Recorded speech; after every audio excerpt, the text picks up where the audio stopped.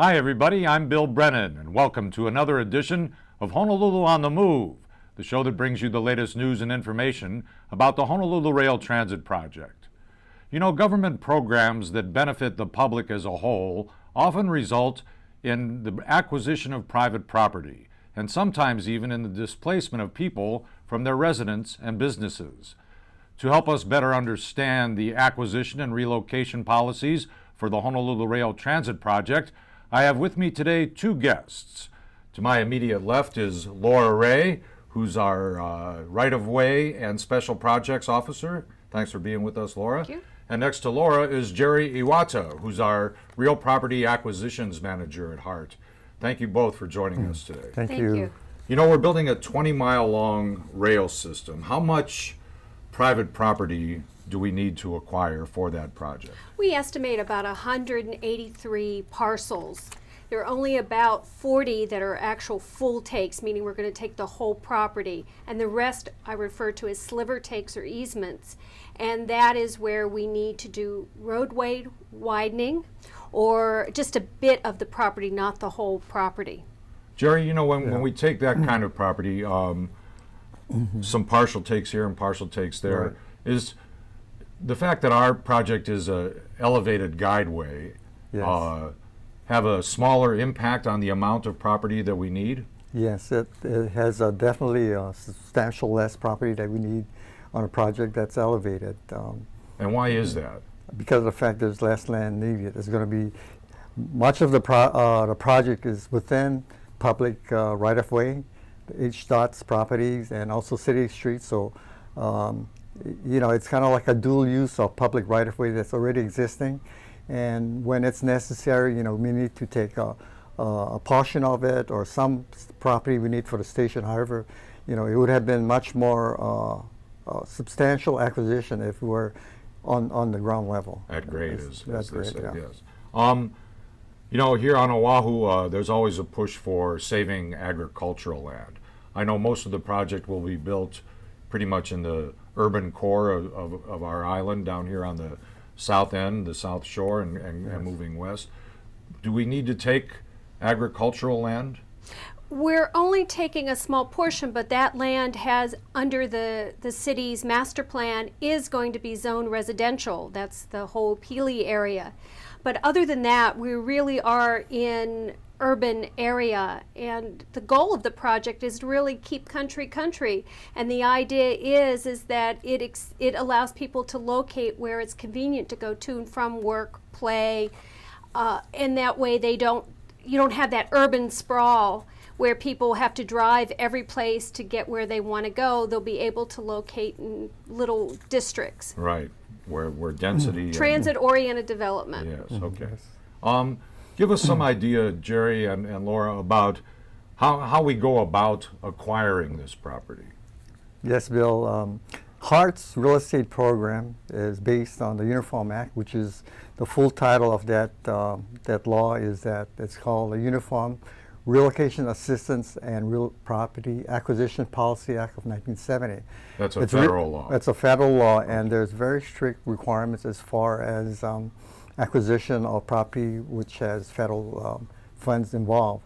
The goal of this act is to ensure owners of real property that are affected by the project are treated fairly and consistently.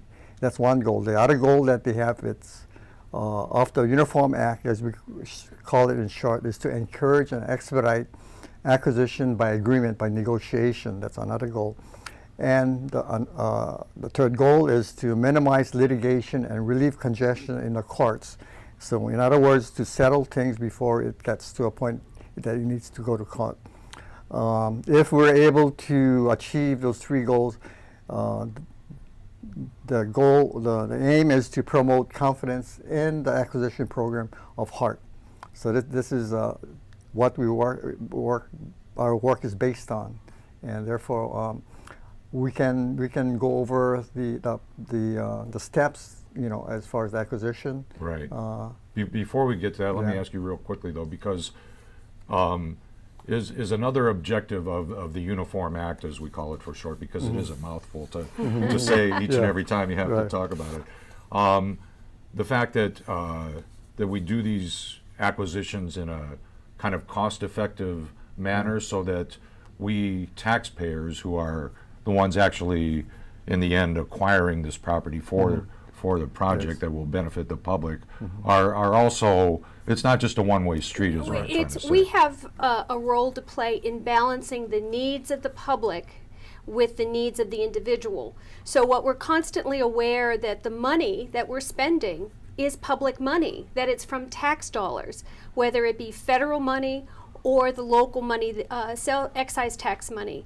And so we have to balance that with making sure that people are treated fair and equitably and with respect. And so that we constantly maintain that balance. Right, okay. Now, Jerry, you were mentioning there is a kind of process we go through, and I think Yes. we have a graphic Right. to show the viewers too about Yeah. how this acquisition process takes place and what options there are. If we want to Go through the go through that, there, okay. Okay. Why don't you All right, lead us okay. through that then? Okay. The first, what Heart, as an organization, we don't want people to be surprised by the project. Right. As the earliest time that properties are known that they might be affected, we try to inform the owner, keep them informed of all the activities Heart is participating in the project. Early on in the EIS process, the environmental assessment process, in 2008, we had notified owners that their property, although it's still very preliminary, that might be affected, just so that they're kind of aware of the fact that it's possible their property might be affected. The next step after in the acquisition is that once we know what property is needed when the design is complete, we officially talk to the owners and notify the owners that their property needs to be acquired. And this is something very a new experience for I think most of the people. Yes. So we want them not to be too apprehensive about the activity. So we want to assure them that we're going to do the right thing as far as the acquisition process. We have brochure explaining their rights and the benefits they're entitled to. We make arrangement with the owners that we're going to do an appraisal on the property. We're going to have independent appraisers do the appraisal so that it's not an amount that when the offer comes that it's for the benefit of the Heart. It's an objectively determined amount that we offer to the owner, and it's by independent people that are engaged as a check. That appraisal report by the independent is also valid, and it's had met all the appraisal standards as far as professional standards, the law, federal law, and state law and county law. We have a second independent appraiser review that appraisal report. His methodology and determined values are valid, and he had considered all the factors that might affect the value of the property.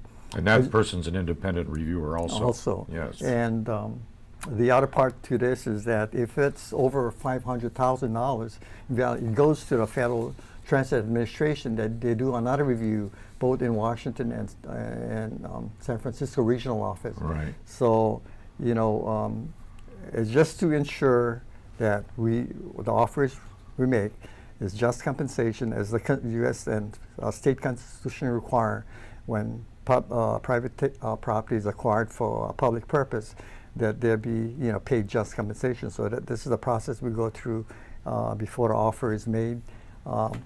Once the offer is made, the determination of just compensation made. A written offer is made as much as possible. If feasible, we want to deliver it to them, talk to them, and we give them a reasonable time to consider the offer. And if they have any issues about the offer, we always welcome them to give us the information, what their concerns are, and we objectively look at their information as far as what they feel might be the value. So they might offer you some suggestions like, well, I don't feel that you considered the space in our garage as Right. something that that I don't see here, Yeah. and so you do give that some consideration. We do consider every I think everything that they bring up, whether we, in our judgment might not be something applicable, but we want to consider everything they present to us.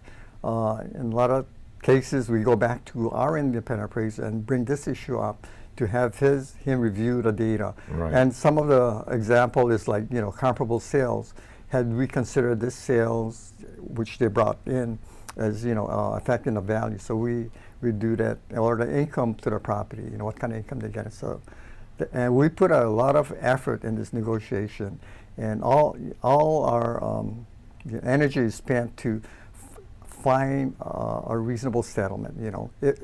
At times, the appraisal is determined by the owner as appropriate, and this is, in their view, just compensation. So we can agree to. But if there's some difference of valuation, we put a lot of effort in trying to negotiate a settlement that is fair to everybody. For our section, we just want it fair. We don't favor anybody, the owner or the heart. Right. We just, whatever the fair is fair to us. So that's the way we try to go. And most of the time that works? it has worked. Yes. I think it's just being open and sincere about your negotiation, and also in the negotiation we need to consider the public interest and then also the owner's interest. So we need to find what is. Most of all of our acquisition up to this point has been by negotiated settlement. Yes. But there will be times where after we exhausted all means of trying to negotiate settlement, the best way to determine what is fair would be a third party. In this case, in acquisition by government agency, it's through the court, and the vehicle that they use to have the court determine what is just compensation is the eminent domain process. Right. So we have 183 property as large, and we can't expect that everyone will agree, everyone will come to an agreement. So we anticipate that there'll be some cases where we need to have a third party, the court, determine what is just and fair. So once we come to a settlement, we go through escrow company to close the acquisition. They're paid through escrow, and then the deed is recorded at the Bureau of Conveyance, and the city and Hart is in possession of the property. We have title to the property. I see. And the other method I mentioned was if we need to eminent domain, we acquire the property by final order of condemnation that issued by the court. So Right. then the city would get title to the property. Right. It should be mentioned that our appraisers are local appraisers.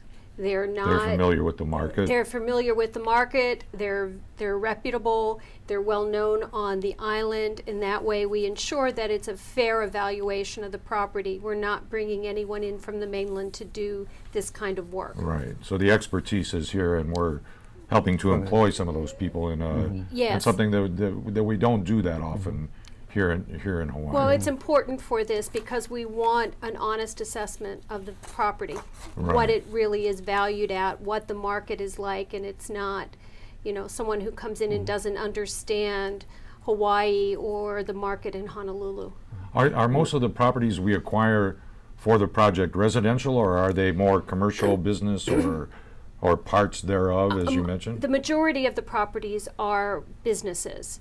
We did have a few residential. That has been completed already, and they've been successfully relocated. Give us some idea then of how that relocation works. Equally important in HUD's real estate program is that the relocation, because these are people's lives and their Sure. and businesses that we're working with. Right. So I think if anything that this is our emphasis is here to make sure that as much as possible, it's not going to be something that they ask for. So we have to take that as the premises. That's all. So we need to do everything possible, provide all the benefit as provided under the Uniform Act, to make the transition to a new home or to a new business location, financially and maybe emotionally less of trauma to them, feeling to them. But I can briefly tell you what you know the relocation program provides. We assist the families, the businesses in finding new location. On residential property, the property has to be. They may have lived in like maybe a a home that's maybe not up to maybe today's standard, Right. but on the federal requirements is that it has to be decent, safe, and sanitary for the number of people in the household. So it has to meet all the criteria. If it costs more to acquire property, we have this supplemental housing payment that will make up the difference for what they got paid for the property, and what they need to pay for the new the home that they're going to relocate I to. see. We had 21 household relocated, 70 individual. So all the residential relocation has been completed by heart. Right. We've done that. There's 8 businesses we have relocated. We have 1 church we have relocated successfully. And so there'll be more coming out down the line, especially as we get into the town section. We're going to have business relocation. There's going to be more all business here and after. Right. All the residential has been successfully relocated to new homes that are decent, safe, and sanitary. And how do you find those homes, or do you, or are they Yeah. just a home that We- that other people could buy that are We- just on the market? They're on the market. We Yes. work with the people to find places. We assist them. We'll take them to new locations. We'll look and help them identify places. But it's their choice. And it's the business's choice of where they want to locate. We'll help them as much as we can, and we do provide benefits. And they're set forth in the Uniform Act. Right. So that there are certain rules about what we can and can't pay for, how we do it, and we must follow it to the letter. Since we're a federally funded project. Right, right. The other thing on just to mention some of the benefit, they're moving expenses whenever all the household personal property need to move. Hart will pay for that. We hire a mover. Yeah, or they can They move can in. pick. They can pick their mover. They have to get 3 estimates. Yeah, I that see. so Okay. just to determine that it's a reasonable estimate. Right, Like I said, right. we have the public interest to also be Right, as we aware of. mentioned a couple And times, then yeah. if there's an increase in mortgage because the new mortgages has a higher interest rate than the previous one, then we'll cover the difference. We'll pay for closing costs, incident. We if a tenant if a renter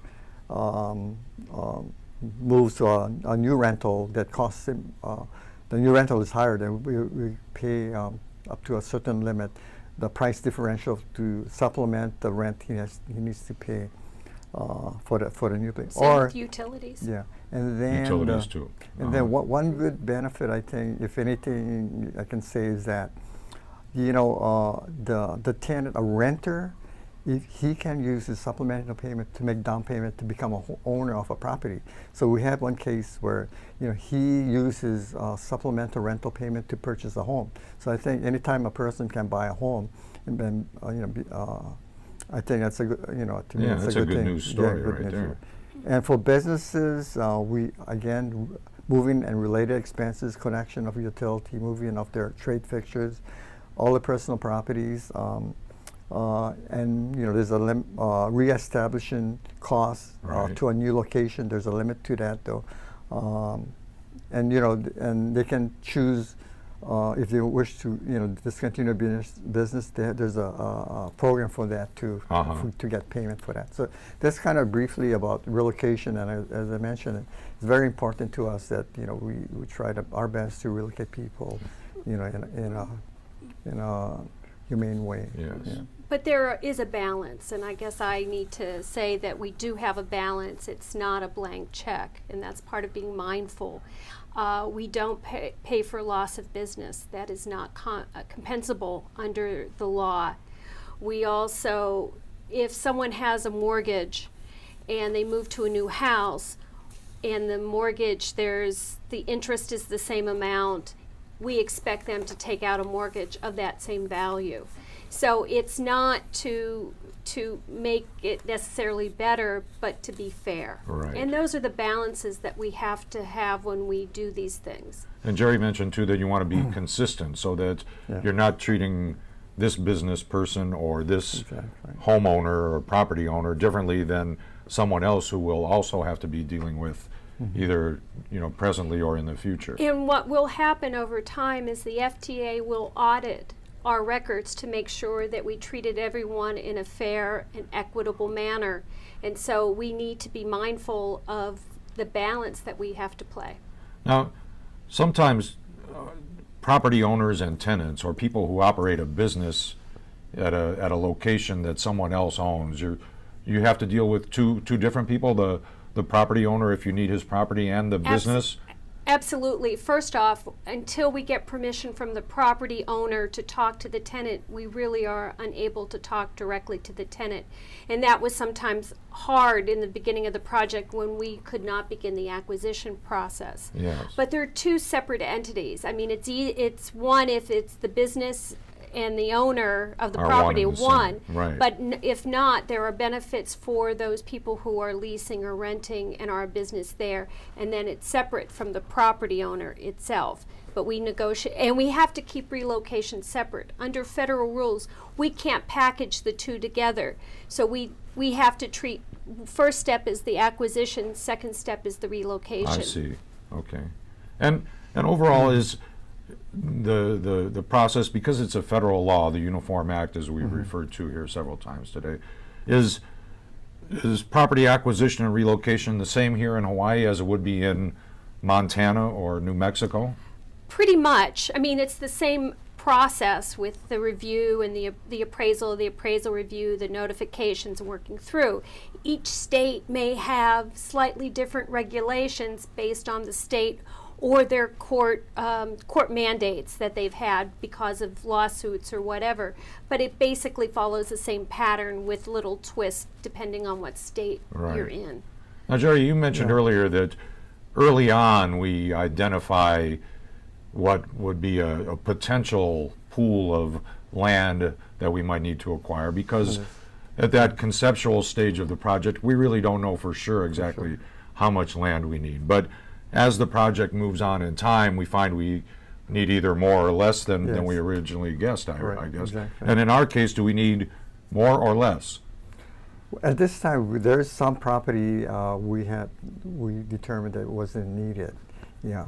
And as far as the amount of land, it's going to be the final design determine the exact meets and bounds or the exact property that's need to be needed. So that the process of doing the notification, we inform them exactly the area that we'll be acquiring, and also when we do the appraisal, it's based on the square foot of the property. Right, And so right.